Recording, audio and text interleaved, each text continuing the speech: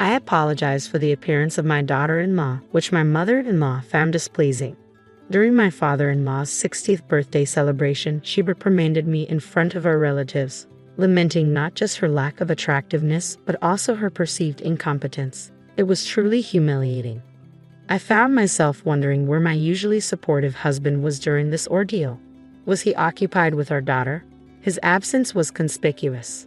Upon my arrival at my in-laws' home, feeling ready to enjoy the festivities, my mother-in-law suddenly complained of chronic back pain, rendering her unable to participate. Consequently, she entrusted all party preparations to me. As the event progressed, she continued to denigrate me in front of our gathered relatives, casting a shadow over what should have been a joyous occasion. It felt as though the lively atmosphere had turned somber, resembling more of a funeral than a celebration. Then, breaking the uncomfortable silence, my father-in-law stood up. "Is that all you have to say?"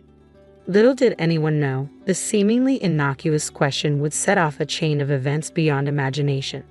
My name is Sarah, and I'm 35 years old. 6 years ago, I tied the knot with Michael, my husband, who happened to be 3 years my junior. Together, we have a delightful 5-year-old daughter. However, despite the joy of our family, there was always a shadow lurking in the form of my mother-in-law's disapproval.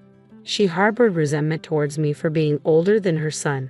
Every holiday visit, be it New Year's, Memorial Day, or any national celebration, was tainted by her cutting remarks aimed at me, often in the absence of my husband.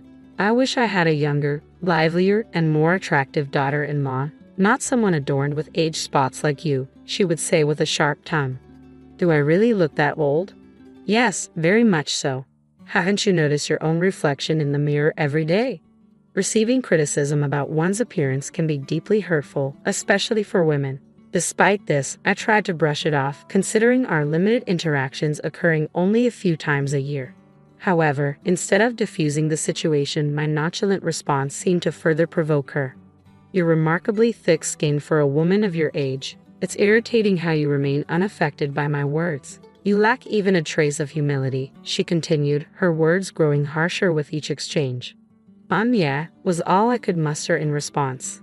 How should I confront my mother-in-law, whose words always leave me speechless? In front of my husband, she wears a facade of kindness, concealing her true nature. It's as if he's oblivious to her mistreatment of me.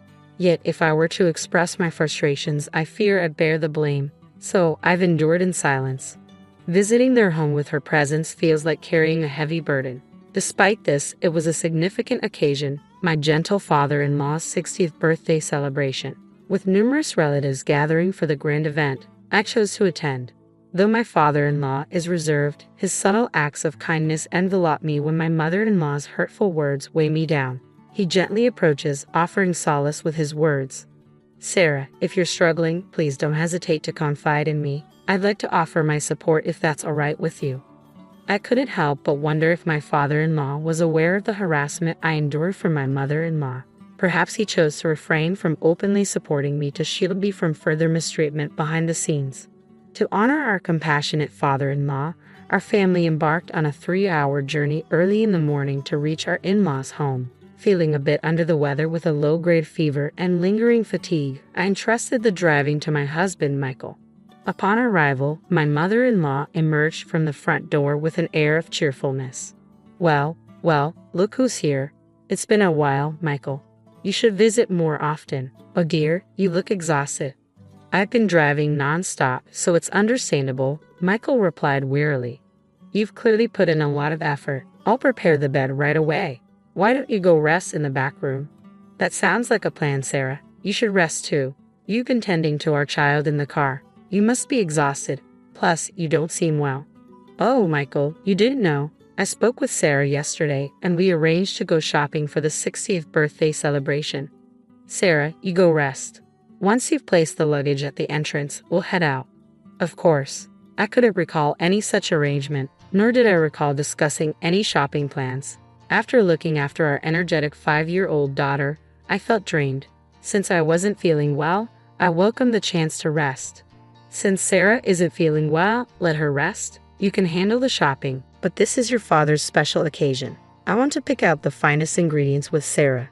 Sarah, you'll stick to our plan, won't you? She had a knack for presenting excuses that left me no room for refusal. After dropping off the luggage, she grabbed my arm forcefully and directed me back into the car we had just exited. With an intense glare, she snapped, "You don't need rest right now." But almost instantly, her demeanor softened into a broad smile as she exclaimed, "Thank you for driving, Miss. I really appreciate it." Knowing my mother-in-law's temperament, opposing her at that moment would likely ruin the entire day. With reluctance, I found myself settling into the driver's seat. "I'm feeling all right, Michael. You take a break.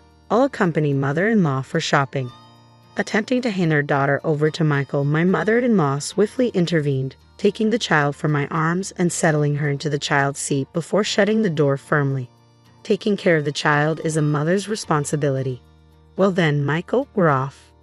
As she settled into the passenger seat, her previously sweet demeanor vanished, replaced by a harsh tone as she began to chastise me. "So, you can't even manage to care for your own child? Quit relying on Michael for everything. You're nothing but an incompetent daughter-in-law, aging before your time." What was truly unsettling was her ability to maintain a sugary facade while my husband, Michael, remained within earshot, completely oblivious. "Wave goodbye to this microwave," she quipped as we embarked on the drive in my husband's unfamiliar car towards the bustling supermarket. Predictably, my mother-in-law wasted no time before launching into a lecture. "You'll regret lounging around while my son drives, mother-in-law," I retorted weakly. "Please refrain from such ominous remarks. I've been battling fever and fatigue since this morning. Your poor health stems from your lack of discipline, and your crow's feet, more pronounced. Those cheek spots, darker. It's painful to witness. Your skin has lost its former vitality," she criticized relentlessly. Drained of all energy to counter her harsh words, I merely nodded as we reached the supermarket. This is utterly exhausting. How do daughters-in-law worldwide endure such treatment from their mothers-in-law? My spirited mother-in-law sprang out of the car without a word of gratitude, immediately thrusting 2 shopping carts into my hands. "Move faster, you're so slow." Attempting to steer clear of the bustling crowds, I lagged behind, but she surged ahead, filling the carts with extravagant items like USDA prime beef, crab, salmon roe, and melons. She then proceeded to toss in unnecessary items. "Mother-in-law, do we really need all of this right now? I've already decided. We're stocking up so we won't have to make frequent trips. You should have known that without my having to tell you." Feeling utterly helpless, I allowed her to dictate the shopping list. By the time we finished, the carts were overflowing. "Let's head to checkout. Move quickly now. No dawdling." Despite her haste, when it was time to settle the bill at the checkout counter, my mother-in-law made no move to retrieve her wallet. "Mother-in-law, the payment," I ventured. She kept her hands folded behind her back, unmoving. When I pressed her again for the money, she shot me an angry glare. "You should foot the bill for everything." "Excuse me," I stammered. "As a wife, it's your responsibility to cater to your husband's family. Don't be miserly, just pay up." Reluctantly, I ended up covering the entire bill at the register, totaling $300. With no cash on hand, I had to charge it to my credit card. As a part-time worker trying to support my child, this financial blow hit hard. What made matters worse was that I had brought $300 as a birthday gift for my father-in-law's 60th birthday, but now I couldn't use it. This expense meant tightening our belts even further in the future, adding to the already heavy burden. I wonder how I'll break this news to Michael. If I were to speak up about this treatment, my mother-in-law might cause a scene. During the car ride home, she continued her onslaught of insults, showcasing an impressive array of verbal attacks. On our arrival home, my husband remained fast asleep, likely exhausted. Sensing an opportunity, my mother-in-law's smile widened as she began to assert her authority over me. "After you've put away the groceries, go eat in the garden immediately. Could I please have a moment to rest? You have no right to defy your mother-in-law. This is the consequence of letting Michael drive alone. You brought this upon yourself," I muttered. "If you have time to argue, then you have time to work. Hurry up, we're running out of time. After you've eaten, clean the bathroom and the toilet." Despite the injustice of the situation, I had no option but to endure it. Throughout the day, I toiled in the garden, pulling out weeds before tackling the grime and yellow stains in the bathroom and toilet. As I worked, I consoled myself with the thought that once the 60th birthday celebration concluded, I could enjoy some respite from my mother-in-law's presence. Just as I finished cleaning, my husband stirred from his slumber, surprised to find me still at work. "Sarah, are you all right? If you're not feeling well, don't push yourself too hard. Take a break," he urged. "Thank you, I'll take you up on that," I replied wearily. "Ouch, that hurts." But before I could finally rest, my mother-in-law suddenly let out a piercing cry, clutching her back in agony. Despite her earlier vitality, she now complained of sudden back pain, her demeanor shifting from lively to frail in an instant. "This is troublesome. My back is in excruciating pain. I can't manage anything. My chronic back issues have flared up once more. I won't be able to prepare food before our relatives arrive. Sarah, you're my only hope. But oh, what am I to do?" While her distressed demeanor seemed somewhat contrived, if her chronic back pain was genuine, then standing in the kitchen would indeed be impossible for her. With a heavy heart, I entrusted my husband with our daughter's care and reluctantly began cooking. "Sarah, are you certain you're all right?" "I'm fine. Cooking is my usual responsibility, remember?" I maintained a facade of strength for my husband, though my body was already weary. However, it was a significant day for my father-in-law, and I felt compelled to soldier on. My head is spinning, and the scent of food is making me queasy. But I must persevere for my father-in-law's sake. After completing the cooking, my father-in-law entered the kitchen to check on me. "You've worked tirelessly. Thank you for preparing all this food." "It's my pleasure. It's all for you. Please enjoy it later." As the relatives began to gather, each offering well wishes to my father-in-law, the atmosphere became animated. After the toasts were made and we were on the verge of starting the meal, my mother-in-law uttered something utterly shocking. "I regret to inform everyone that due to my chronic back pain acting up on this important birthday celebration, all the food was prepared by my daughter-in-law. I apologize for the lackluster quality of the dishes, courtesy of my unattractive daughter-in-law." Both my father-in-law and husband were stunned into silence by my mother-in-law's sudden outburst. "Not only is my daughter-in-law unattractive, but she's also clumsy and utterly inept. It's truly a shame," she continued, her tone dripping with disdain. As she exaggeratedly rubbed her back, my mother-in-law persisted in belittling me. "She's quite clumsy, you see. Without my assistance, she's helpless. I even question her ability to care for her own child. I worry whether Michael can cope with such a wife." What should have been a joyous occasion swiftly descended into a somber atmosphere, reminiscent more of a funeral than a celebration. My typically supportive husband, who should have been caring for our daughter, was conspicuously absent. Then, in a moment that shattered the tension, my father-in-law, who had been silently observing, rose to his feet. "Is that all you have to say?" he demanded, his voice cutting through the tension. "Seems like it. Perhaps it's time to bid farewell to the useless one," my mother-in-law added, her words dripping with contempt. In that instant, my husband strode into the room, carrying our daughter in a suitcase. His expression was unusually stern. "Dad, as you suggested, I've packed her belongings," he declared firmly. My mother-in-law's smile hinted at satisfaction. "Sarah, it appears you're being shown the door," she taunted. But to her astonishment, my husband handed the suitcase to her. "What?" My father-in-law's booming voice delivered the final blow. "Take that and leave this house immediately." Despite her initial confusion, my mother-in-law swiftly grasped the gravity of the situation. "Why am I the one being asked to leave? It's Sarah who's incompetent. The bathroom is always covered in mold, the toilet left filthy, and you dare to label Sarah as useless when you hardly lift a finger to cook. And let's not forget how terribly you've treated her. I've had my fill. It's a mother-in-law's responsibility to guide her daughter-in-law. I was merely pointing out her flaws." "Guidance. Please. Do you think we're living in?" my father-in-law began, but the raised eyebrows of an enraged father-in-law left no room for support. Realizing she wouldn't garner any sympathy from him, my mother-in-law resorted to her usual theatrics, turning to my husband and bursting into tears. "Michael, don't get the wrong idea. Someday, we might have to take care of your father, right? So, I was trying to teach Sarah how to be a good wife, as difficult as that may have been. Taking care of him, that's a joke. I won't be fooled by you anymore. You've been mistreating Sarah all along, even today." Despite feeling unwell, she still came to celebrate Dad's 60th birthday. "Sarah volunteered to join the celebration, didn't she? Don't deny it. And you made her foot the bill for the groceries, didn't you?" I found a receipt from today in her bag when she was trying to get candies for our daughter. It clearly shows Sarah paid with her credit card. I just asked her to pay because I didn't have any cash on me. I was planning to reimburse her later, honestly.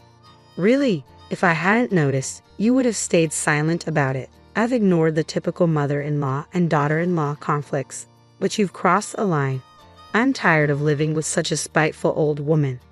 Witnessing my husband and father-in-law turn away from her, my mother-in-law reverted to her usual theatrics, blaming me with all her usual dramatic flair, tears streaming down her face. No, I haven't vocalized it, but it's undeniable that you've been mistreating me, isn't it? For the sake of my father-in-law and my husband, who had shown me unwavering support, I summoned the courage to speak the truth for the first time. I refused to let my mother-in-law continue to dictate the narrative. That's correct. We were informed by Mia.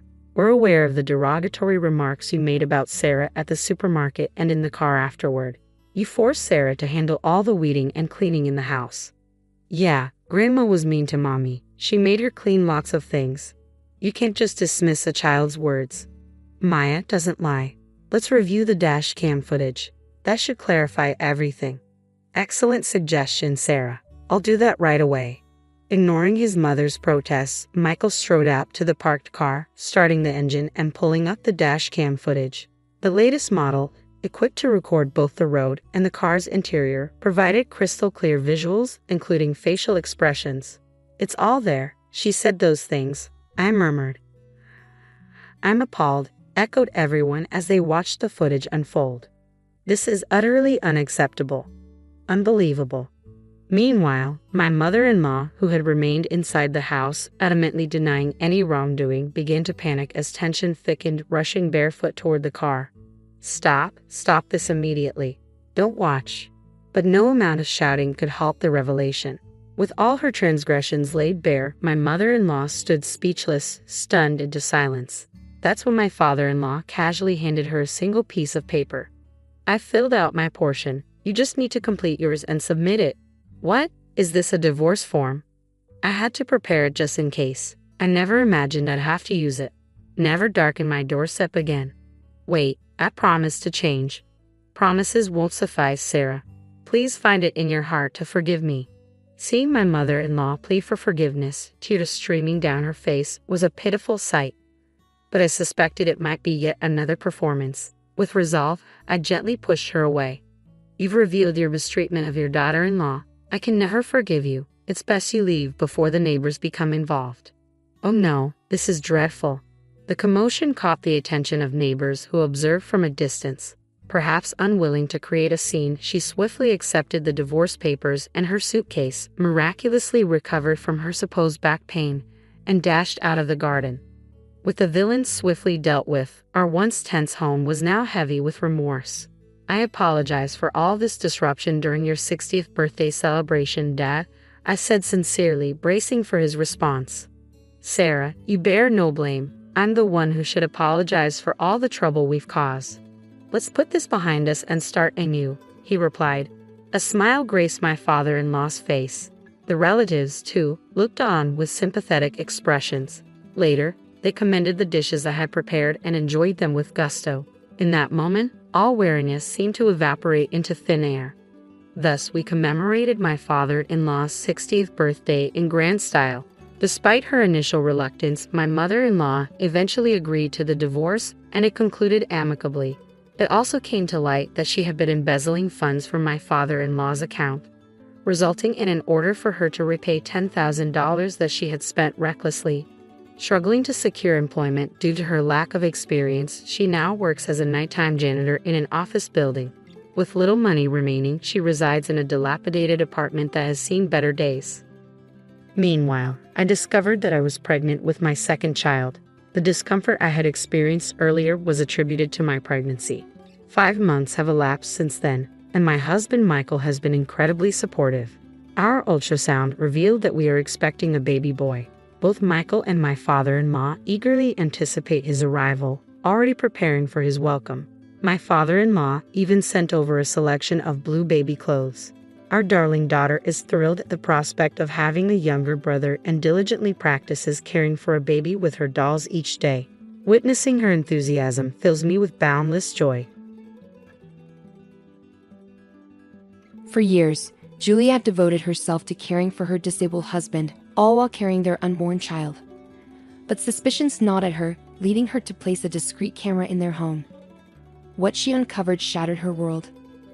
Meanwhile, in the office, oblivious to the passing time, Julia was engrossed in her work. Sketches littered her desk as she diligently crafted designs, her mind consumed by the project. It was only when her boss, Mark, appeared with concern etched on his face that she snapped back to reality.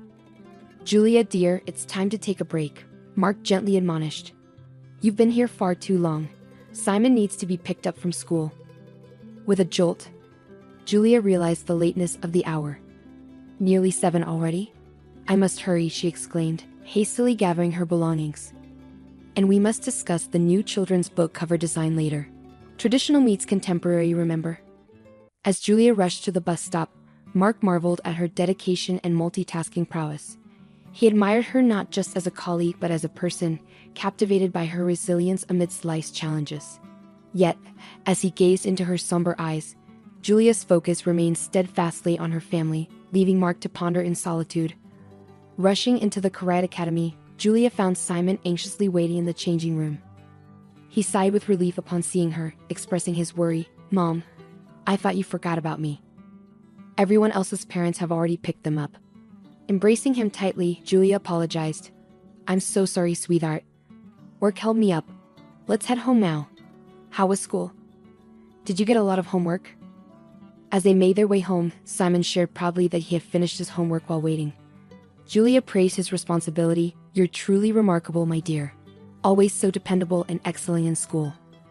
I'm incredibly lucky to have you." Yet, both of them felt the absence of Julia's late husband, Simon's father, whose passing left a void in their lives. Upon their return, they found Octavio, Julia's current husband, reclined on the couch, visibly irritated, flipping through TV channels. He grumbled, "Took you long enough. I've been starving since lunch. Nobody cares about me. I'm just a burden." Worried, Julia inquired about Octavio's well-being. "Why are you speaking like this? Is your leg bothering you? I'll whip up dinner quickly and prepare a compress for you, I promise." Octavio's demeanor softened as he waited for his meal, while Simon, frustrated by Octavio's lack of consideration for his mother, headed to the kitchen to assist Julia, peeling potatoes and slicing tomatoes. Julia praised her son, grateful for his help. Since Octavio's illness, Julia's life had become an ongoing struggle. Balancing the care of her son, the demands of her job, and the needs of her sick husband left her with no time for herself, perpetually drained and exhausted. In the workplace, Julia commanded deep respect and admiration from her colleagues. Her dedication was unwavering, infused with compassion and boundless enthusiasm. But the roots of her story stretch back much further. Julia, the youngest in her family, faced profound loss early in life. Her parents, aged and frail, departed, leaving her feeling adrift in her spacious apartment bedroom. Yearning for moments shared with her mother, longing for words of encouragement and paternal affection, Julia found herself navigating a world now devoid of their presence. Amidst this tumultuous period, Julia encountered Tony, her first husband. A soldier by profession, Tony's deployments often kept him far from home, punctuated only by brief reprieves. Their love blossomed swiftly, culminating in marriage. Julia stood faithfully by his side, enduring the agonizing stretches of his absence. With the birth of their son Simon, Tony vowed to retire from his perilous occupation. Tragically, that pledge remained unfulfilled. Tony never returned, leaving Julia a widow at the tender age of 25. Though the mornings were fraught with sorrow, Julia found solace in the unwavering love of her son and the refuge of her work. Years later, Julia's path intersected with Octavio, a man of striking contrast to Tony. Secure and charismatic, he courted her with poetic gestures and bouquets of flowers. Unwittingly, Julia found herself falling deeply in love. Octavio proved adept with Simon, and their bond led to marriage, buoyed by Octavio's steadfast insistence. As a builder, Octavio's work often necessitated travel, providing financial stability to their home. However, murmurs of skepticism swirled among Julia's colleagues at the workshop. Rose, a trusted confidant, voiced concerns, questioning the nature of Octavio's frequent absences and the secrecy surrounding his past. Julia, bristling at the insinuations, defended her husband's honor, urging her colleagues to desist from unfounded speculation. "Please stop," she implored. "Octavio has his reasons for guarding his past. It's not for us to pry. He provides for us, and that's all that matters. And rest assured, our family is expanding with the arrival of our new baby." Simon is overjoyed at the prospect of a sibling. However, tragedy befell Octavio during his work at a construction site in a nearby city. A fall from the third-floor scaffolding left him with severe injuries to his leg and ankle. Despite returning home with a cast, his mobility remained compromised long after the accident. For a man accustomed to activity, this incident dealt a crushing blow, leaving him feeling incapacitated and detached from the world around him. Julia, empathetic and supportive, shouldered the burden of household duties, caring for Simon, and assuming sole financial responsibility as Octavio's ability to work waned. With Octavio confined to their home, unable to contribute economically, Julia found herself stretched thin, especially with the impending arrival of their new baby. Yet, resolute in her determination to remain strong for her children, she soldiered on. What troubled her most, however, was Octavio's demeanor. He appeared disengaged, showing little interest in Simon's academic progress or household matters. Julia couldn't help but feel frustrated that despite his injury, Octavio seemed unwilling to offer even a modicum of support. "Octavio, why do you remain so despondent?" Julia implored, attempting to buoy his spirits. "Perhaps a short walk on the balcony for some fresh air might lift your mood. I'll assist you. It could aid in your recovery. Don't succumb to despair like this. Can't you see how much I'm struggling? I'm in constant pain, and the painkillers hardly alleviate it. I feel utterly helpless." Octavio's response came laced with accusation. "You're selfish, Julia. You only consider your own needs. Pregnancy isn't an ailment. Why do you complain? I spend my days alone, waiting for your return, only to be met with blame when you're here." Julia's heart sank at the bitterness in his words, grappling with the weight of her responsibilities and the strain on their relationship. A few days later, Octavio stumbled upon an online healer named Camila, boasting quick and effective cures for muscular and bone ailments. Despite Julia's attempts to dissuade him, Octavio remained convinced of the treatment's efficacy. Regular visits from Camila ensued, with Octavio claiming a reduction in his pain. On an ordinary day, Julia returned home earlier than usual due to Simon's illness, finding unfamiliar female footwear in the hallway. Realization dawned swiftly. Camila was in their house. The closed kitchen door piqued Julia's curiosity, prompting her to eavesdrop on Octavio and the supposed healer's conversation. What she heard left her reeling. Octavio's discontent spilled forth as he lamented, "Camila, I can't go on like this. Pretending to be infirm is exhausting. My back aches from lying around all day, and I've even put on weight. When will we rid ourselves of Julia and her son? She's already growing tired of me, but I can't wait to claim this magnificent house as my own." Attempting to assuage Octavio's impatience, Camila cautioned, "Rushing this will only invite suspicion, especially now that Julia's pregnant. We must proceed carefully. You'll need to care for the unborn child to avoid arousing suspicion as a widower. Patience is key. We've narrowly escaped detection before. Obtaining reliable poison is imperative. Administer it gradually in their tea, ensuring their demise appears as severe poisoning. No traces must remain. In a month, they'll be gone, and you'll be free." A shiver raced down Julia's spine as she absorbed the sinister plot unfolding before her. Her colleagues' suspicions about Octavio had proven tragically accurate. Her immediate impulse to confront them battled with the need for concrete evidence. She couldn't risk their escape. "He never loved me. Our marriage was a facade," Julia realized bitterly. "His reaction to my pregnancy wasn't joy, it was dread. I've endangered Simon by leaving him in Octavio's care." Desperation and determination warred within her as she silently retreated, bracing herself for the confrontation ahead.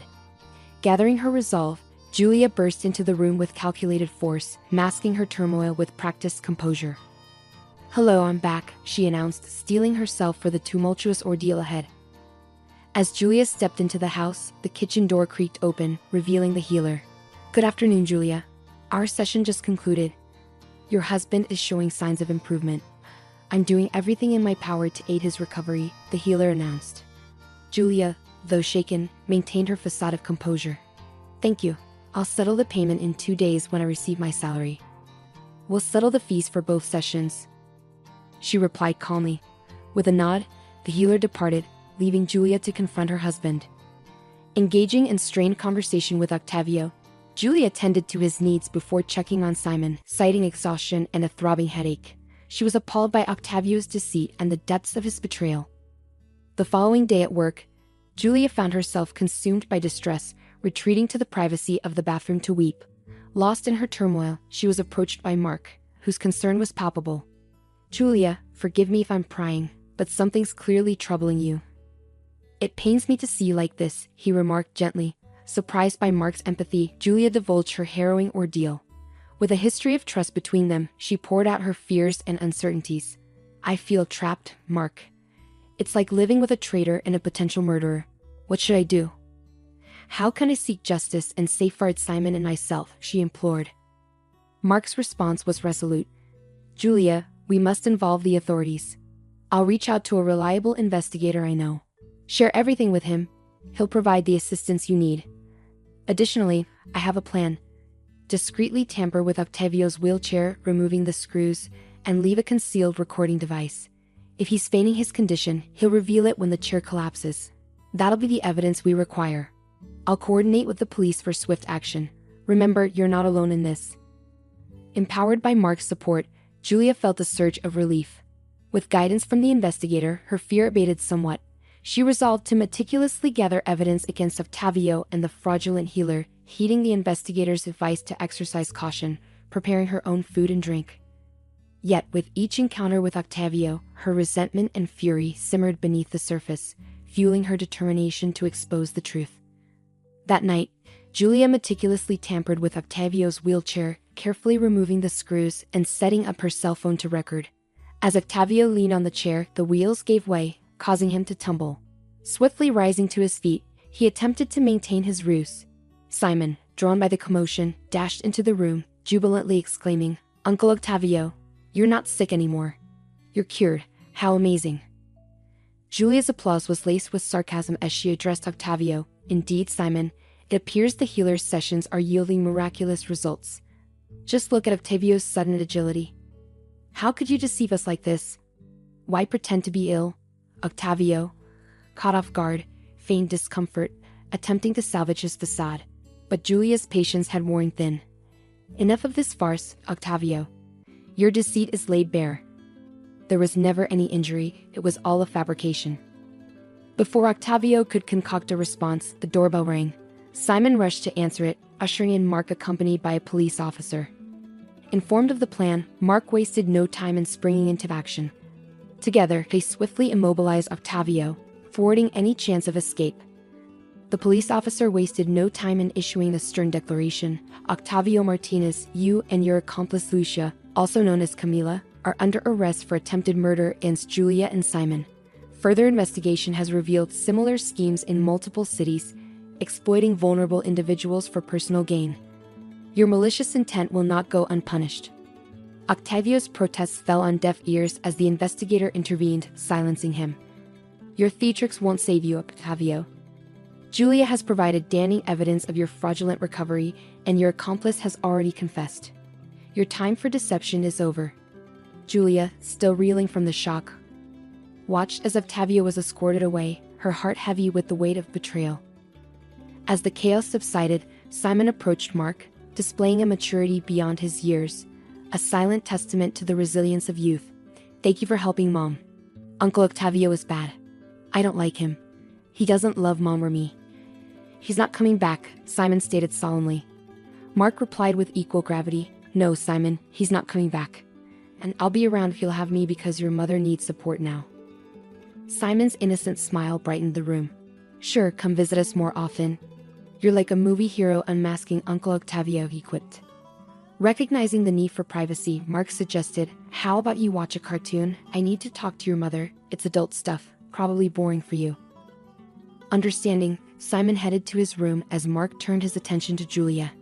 He enveloped her in a comforting embrace, his voice gentle. "Don't torment yourself anymore, Julia. It's all over. Octavio and his accomplice will be in prison for a long time." Julia, almost in a daze, murmured, "Why do I have such bad luck? My first husband died. The second was a criminal, and now I'm pregnant with his child." Why can't I find a decent man? Is it me? Mark's response was steady and reassuring. Don't you see who's been by your side all these years? You're searching for happiness in distant places without realizing what you already have. I've always loved you unconditionally, Julia.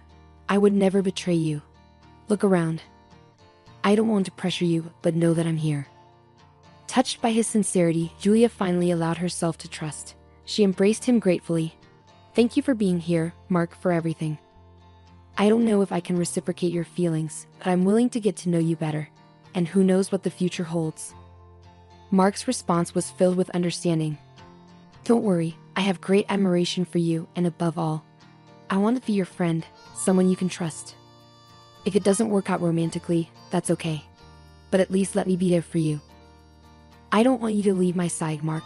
I just need time to process all this. But I definitely want us to get to know each other better, Julia confessed.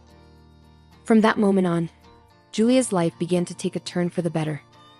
Despite the challenges of pregnancy and lingering doubts, Mark remained a constant source of support.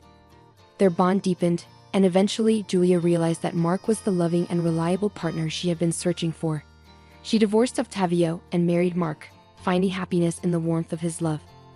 She had always harbored dreams of a loving family, even though she initially dismissed Mark as merely a man of charming words. However, time proved him to be a steadfast and affectionate partner, both to her and to Simon. Their workshop thrived, and Mark's business ventures occasionally took him away on trips to negotiate clothing sales in other cities. Julia still had a month left until her expected due date, but fate took an unexpected turn one night when her water broke prematurely, triggering early contractions. In a panic, she called for an ambulance, slipping into unconsciousness, barely managing to request her neighbor's assistance in caring for Simon. Rushed to the hospital, Julia's labor unfolded into a nightmarish ordeal, a relentless struggle between consciousness and oblivion. Among the massed medical personnel attending to her, Julia failed to recognize one nurse, Lucia, Octavio's accomplice, who had seized an opportunity for revenge against Julia for thwarting her plans with Octavio. Upon regaining consciousness, Julia's heart sank as she realized the absence of her newborn. Frantically, she demanded answers, her voice a desperate cry echoing through the sterile hospital room. Where is my son? I need to see my baby. What happened? Approaching her with a heavy heart, a doctor gently broke the devastating news. I'm deeply sorry, Julia, but your son didn't survive. The umbilical cord was wrapped around his neck, and despite our best efforts, we couldn't save him.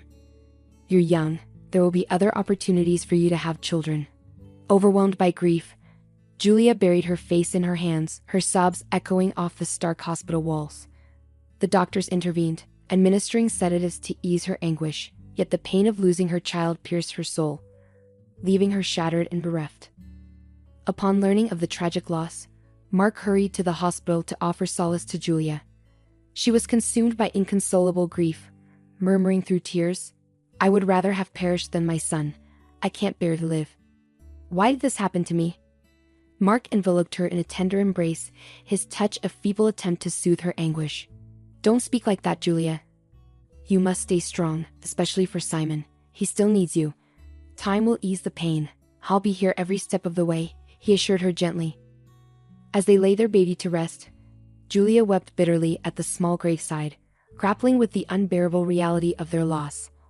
Only Simon's unexpected fortitude and maturity offered her a glimmer of solace, allowing her to navigate the depths of her sorrow. Together, mother and son embarked on the arduous journey of healing. While the memory of their lost child continued to weigh heavily on Julia's heart, 7 years later, their atelier had blossomed into one of the city's most prestigious and sought-after establishments, drawing clientele from far and wide. Working in seamless harmony, Julia and Mark shared an unspoken understanding, their partnership flourishing amidst the creative whirl of their shared passion. Mark and Simon, now poised 13-year-old, had forged a bond akin to that of father and son. Simon excelled both on the soccer field and in his studies, a testament to his dedication and zest for life. One day, Julia found herself needing to take the subway for an urgent business meeting as their car was undergoing repairs. Along the way, her path intersected with that of a 7-year-old boy, his small frame supported by crutches, his appearance downtrodden and unkempt. Her heart constricted at the sight of him. Moved by compassion, she purchased pastries and hot tea, approaching the boy with a gentle offer. He devoured the food ravenously, nearly choking in his haste. Julia then delicately inquired, "Hello there, little one. What's your name? Why are you here on the streets? What happened to you?" The boy, once he finished eating, responded with a blend of timidity and resilience, "I'm John. I tried to ride a bicycle too big for me, and I ended up falling and injuring my leg. Since then, I had to rely on these crutches to get around." Concern etched across her features, Julia probed further, "That sounds serious, John. Haven't your parents taken you to see a doctor? You're so young. Surely there's treatment available." John let out a heavy sigh, his voice tinged with resignation. "My mother is always drunk, and I don't even know who my father is. She neglects me, never bothering to seek medical help. She insists it's better for me to beg for money." A wave of sadness and empathy washed over Julia as she wrapped the boy in a comforting embrace, pledging, "Fear not, John. My husband, Mark, and I will find a way to assist you. We'll explore avenues for your treatment." The boy regarded her with a mix of hope and skepticism. "I doubt it will make a difference. My mother prefers me to beg. She doesn't want me to get better," he lamented. Driven by an overwhelming urge to intervene, Julia vowed to John that she would spare no effort in improving his circumstances. Galvanized by her determination and the boy's longing for a brighter future, she offered reassurance. "Let's explore our options, John. Hold on to hope. We'll advocate for you. No child should endure suffering due to their parents' neglect." She swiftly dialed Mark, her voice choked with emotion, and relayed the distressing situation. Mark wasted no time, arriving promptly to lend his ear to John's tale and extend his assistance. Together they resolved to visit the boy's home to confront his mother and gain deeper insight into their predicament. With a touch of apprehension, John guided them to his apartment. As they prepared to depart, Julia took note of John's tattered and soiled attire, declaring, "We'll pick up some fresh clothes for you on our way." Excitedly, John inquired if he should bring anything along. Julia assured him, "No need. We'll take care of everything." Upon reaching the apartment, they were met with a pungent odor of alcohol and tobacco lingering in the air.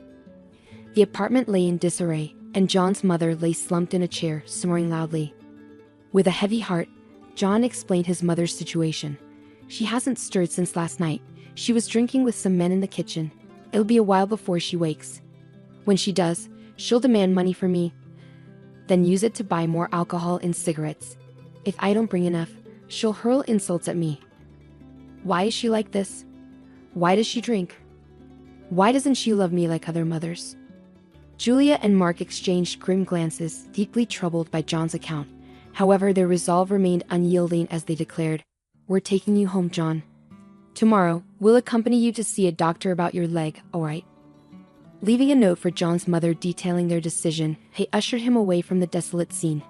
John embraced Julia with heartfelt gratitude, likening her to a fairy from his storybooks. Though touched, Julia's smile was tinged with sorrow as she ran her fingers through the boy's unruly curls. En route, they purchased new attire and backpacks stocked with essentials for John, who expressed profound appreciation and eagerness for a fresh start with them. Arriving home, Julia's thoughts were consumed by caring for the child. After bathing John and examining his leg, they realized the severity of the situation. His limb was visibly misshapen, indicating a grave underlying condition. After a nourishing meal and clad in fresh attire, John drifted into a peaceful slumber, a serene smile gracing his lips. Meanwhile, in the kitchen, Julia, Mark, and Simon convened to address their newfound responsibility. Julia was resolute in her determination to care for John, yet Mark voiced apprehensions regarding the potential complexities of formal adoption, cautioning of the legal hurdles they might face. Excited at the prospect of welcoming John into their fold, Simon pledged to be a supportive older brother. Mark interjected, "While I'm in favor of John staying with us, we must acknowledge the legal implications. Adoption is a lengthy and intricate process. Are you prepared for this?" Undeterred, Julia responded with unwavering resolve. "Ever since I laid eyes on John in the subway, something stirred within me. He's no longer a stranger, he's become family. I'm committed to giving him a happy and normal childhood. He deserves nothing less. Without our help, what fate awaits him? A life marred by delinquency and despair, perhaps even incarceration. Together, we can nurture him into a good person, help him find purpose, and who knows, maybe even walk again. I'm prepared to fight for him, no matter the obstacles." Thank you for standing by me. The following day, Julia escorted John to a pediatric orthopedist. After a thorough examination, including x-rays and CT scans, the doctor delivered their assessment. The condition of his leg is grave. We'll need to proceed with intricate surgery on the knee and ankle, followed by an extensive rehabilitation period. He'll require specialized footwear. With luck, within approximately 6 months, his leg should regain functionality. Are you in agreement with the proposed procedure? With unwavering resolve, John eagerly exclaimed, I'm ready to undergo it all if it means I can walk, run, and ride a bike again, Aunt Julia. I wholeheartedly accept the surgery. I promise to muster strength and refrain from complaining, no matter the hardships. When I fell off the bike it hurt, but I endured. I want my legs to be healthy again, John expressed, his voice filled with determination. Julia embraced the child, offering reassurance. We'll take care of everything, John. My husband and I will cover the surgery costs. But now, we need to convince your mother to authorize it. Confronting John's mother, Jennifer, proved challenging. They found her inebriated and had to rouse her with cold water. Explaining their intentions amidst her intoxicated state was no easy feat. They discussed the medical consultation and diagnosis, but Jennifer, irate and intoxicated, protested vehemently.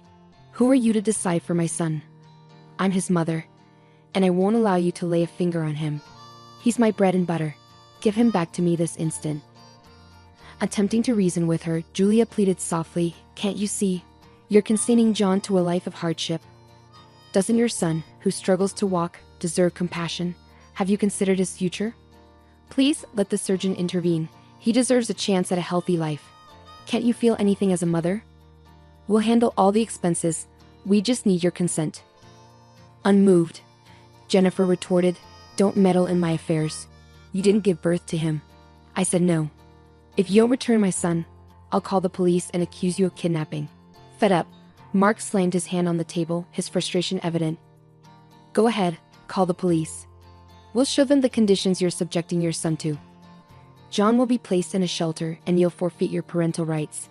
Sign the consent now. Consider this a wake-up call. Your priority seems to be alcohol. With a pointed gesture, he presented bottles of alcohol alongside some food, silently challenging the negligent mother to reconsider her stance. Jennifer quickly assessed the situation, signing the papers without hesitation, but not without lamenting. Why are you doing this to me? I love my son. We're just going through hard times. I can't find a job. So I drink sometimes to numb the problems. Mark, silently reflecting, thought to himself, children shouldn't have to endure the consequences of their parents' vices. It's unfair. Outside, Julia and Mark breathed a sigh of relief, grateful to have extricated themselves from that tense situation. Almost simultaneously, they voiced their concern. We can't allow John to return to such a toxic environment. It's no place for a child. How he managed to survive there for so long is beyond me. With determination, Julia organized everything for John's surgery, ensuring all necessary tests were conducted. When the doctor requested blood donations from the family, an unexpected discovery surfaced. Julia and John shared the same rare blood type. Perplexed, the doctor inquired, Are you two related? Julia, denying any familial connection, explained John's situation. The doctor proposed a DNA test to confirm any potential relationship while proceeding with surgery preparations, expressing confidence in their likely connection. Sharing the doctor's observations with Mark, Julia contemplated, the doctor might be onto something. Have you noticed their striking resemblance? Perhaps we should compare childhood photos. Intrigued, Mark agreed, it's worth exploring. Let's proceed with the DNA test. Meanwhile, John braced himself for the impending surgery. As John underwent the procedure, Julia, having known him for just 2 weeks, experienced overwhelming concern. She anxiously awaited news, her heart heavy with worry. Finally, the doctor emerged with reassuring updates. The surgery was successful, but the road to recovery would be arduous. In that brief period, Julia and John had forged a bond so deep that they felt like a genuine family. John had become attached to Julia, facing each stage of his treatment with courage and even attempting to lift her spirits with his playful rhymes and wordplay. His recovery journey was not just physical but also emotional, filled with hurdles and moments of revelation. Julia accompanied him through it all, her heart a mixture of anxiety and hope. Witnessing John's resilience during physiotherapy sessions filled her with admiration. He approaches each exercise and procedure with such determination, even when the pain and exhaustion seem overwhelming, Julia often remarked, offering him a reassuring smile as she held his hand during their sessions. During this time, Julia couldn't shake off the thought of their shared rare blood type. As they lay in bed at night, she contemplated the possibility of some distant familial connection. Perhaps he's a distant cousin, she mused, attempting to unravel a family mystery she hadn't known existed. Sensing his wife's introspection, Mark inquired, "What's on your mind, Julia?" She sighed softly, responding, "Just pondering the unexpected twists life throws our way, Mark. I never imagined John could be a distant relative." As the day of the DNA test results drew near, Julia's anxiety heightened. Regardless of the outcome, she knew that she and John were already deeply connected. Yet, the prospect of a blood tie stirred a mix of anticipation and apprehension within her. "Regardless of the test, John is a part of our family," she assured Mark and Simon, who nodded in understanding. They were prepared to embrace John as kin, irrespective of the outcome. One day, Mark rushed into the room, visibly agitated, clutching a set of papers. "Julia, you won't believe this. Sit down," he urged, handing her the test results. "John is your biological son, with a 99% probability." Stunned, Julia struggled to comprehend. "But the baby who died at the maternity wasn't my son. My child has been alive all this time, and who was I married to then? How could this have happened?" Overhearing the conversation, John was bewildered by the revelations. "So, you're my real mother?" he asked incredulously. "This is unbelievable. And Jennifer, the woman I thought was my mother, isn't actually my mom." Julia held John tightly, tears streaming down her cheeks. "It seems you are indeed my real son, my dear. I'm overjoyed to have found you alive. They told me you had passed away. Please forgive me, I didn't know. We'll uncover the truth about what happened. I promise I'll never leave you again, my little ray of sunshine." In the subsequent legal proceedings, Julia was officially recognized as John's biological mother, and Jennifer, the neglectful mother, lost her parental rights. When Jennifer realized she would lose her benefits, she suddenly remembered John, begging for him to return, feigning love and longing. However, John remembered the mistreatment and neglect vividly. He was grateful for the love of his new parents, Julia and Mark, and was determined to bring happiness to their lives. After an extensive investigation, detectives unraveled the mystery behind the disappearance of Julia's son. They discovered that Lucia, in a cruel and desperate act, had swapped Julia's newborn with Jennifer's deceased baby at the hospital. Both women had given birth on the same day, facilitating the malicious exchange. Shocked by this revelation, Julia demanded answers. How is this possible? Why is Lucia not in prison? She should be held accountable along with Octavio. I need to confront her, look her in the eyes, and ask why she ruined my life and my son's. The detective, with a grave expression, informed her, life has its own way of meting out justice. Lucia is now confined to an asylum, battling a terminal illness. She spends her days alone, without visitors, enduring immense suffering. And to complete the picture, Octavio succumbed to tuberculosis in prison. These words made Julia realize that, in some way, Lucia was already facing the consequences of her actions, isolated and forgotten in her final days. Upon arriving home, Julia was greeted by a heartwarming scene. Simon and John were engrossed in a playful game, while the savory aroma of Mark's tortilla filled the air. Their faces lit up at the sight of her. "Mom, you're back. We missed you. Is everything okay?" "You look a bit worried," John remarked, perceptive to Julia's expression. Seated at the table with her beloved family, Julia opened up about her emotions. "Today, I'm reminded of how incredibly blessed I am. I have 2 amazing sons, a husband who's my rock, and a fulfilling job. I truly feel fortunate." As Mark served dinner, he chimed in, "I'm glad you recognize our blessings. Remember, we're always here for you." The dinner conversation was animated, filled with laughter and dreams for the future. John, now fully integrated into the family, shared in the joy. In their home, where love prevailed, everything felt harmonious. Together, they had weathered storms and overcome obstacles. Now, with the shadows of the past behind them, they looked forward to a future brimming with happiness and unity. Their life, rich with love and companionship, marched onward, leaving darkness behind and paving the way for days of joy and fulfillment. If you enjoyed this story, we'd appreciate a like, and a subscribe to our channel. Your support enables us to continue sharing incredible stories almost daily. Don't miss out on the next captivating tale coming your way. Thank you for being a part of our